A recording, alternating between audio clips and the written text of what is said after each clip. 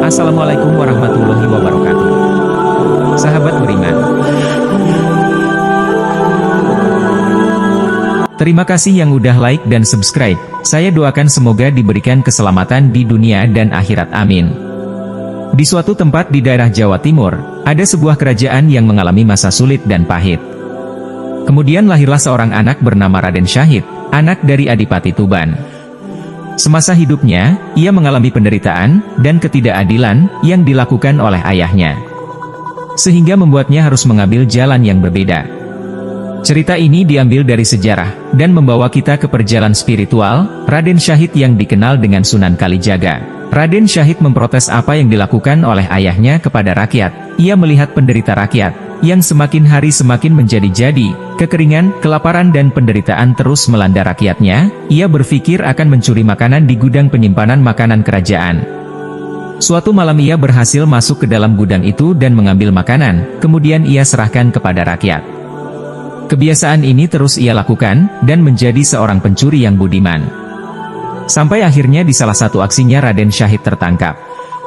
Kemudian dibawalah ia ke Kadipaten menghadap kepada Adipati Tuban, yang tidak lain adalah ayahnya. Adipati Tuban sangat kecewa kenapa anaknya melakukan hal itu, dan telah mencoreng nama keluarganya. Dengan tatapan sedih dan mata berlinang, Raden Syahid mengatakan kepada ayahnya, bahwa rakyatnya menderita. Apakah penderita itu lebih berharga dari sebuah kehormatan keluarga? Dengan wajah marah dan jiwa yang sedih, Adipati Tuban pun harus mengusir anaknya, agar tidak menjadi aib keluarga. Setelah Raden Syahid diusir dari Kadipaten, ia berjalan tanpa arah dan tujuan. Kemudian ia pun termenung dan duduk di tepi hutan Jatiwangi, tetapi di hatinya masih bergejolak dan membara atas ketidakadilan dan kesengsaraan. Kemudian ia berpikir untuk merampok kafilah-kafilah kaya yang lewat ke Kadipaten, dan hasil rampasan itu ia berikan kepada rakyat-rakyat yang menderita. Sampai ia dikenal dengan sebutan Lokajaya. Kalau nama itu disebut, semua orang akan ketakutan. Suatu ketika ia berjalan di tepian hutan Jatiwangi, dan bertemu seorang lelaki tua yang tidak lain adalah Sunan Bonang.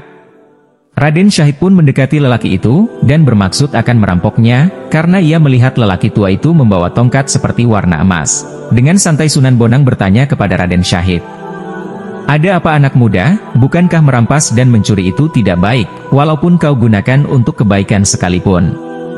Mendengarkan ucapan Sunan Bonang, Raden Syahid pun terdiam, dan berkata dalam hati, bahwa lelaki ini bukanlah lelaki biasa. Dengan nada yang lembut, dan nasihat yang luar biasa dari Sunan Bonang, membuat Raden Syahid terbawa ke sebuah perjalanan spiritual dalam hatinya. Di bawah sinar matahari yang cerah dan langit yang biru, Raden Syahid pun menyerahkan dirinya untuk melanjutkan perjalanan ke puncak kehidupan yang lebih baik, kepada Sunan Bonang.